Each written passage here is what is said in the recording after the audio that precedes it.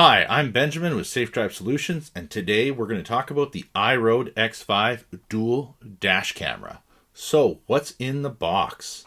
First things first, you actually get a 1080p front dash camera, and it actually is a 140-degree wide viewing angle.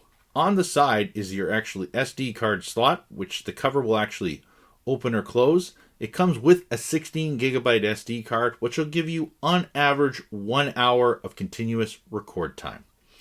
On the top here, this is your DC input.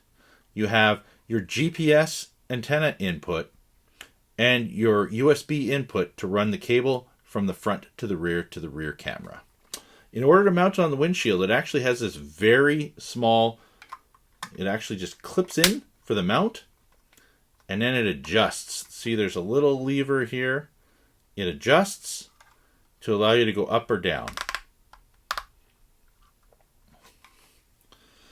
Okay, then you have the rear camera. It's very small. This is also 1080p resolution, also 140-degree wide viewing angle. It comes with a hardwire cable,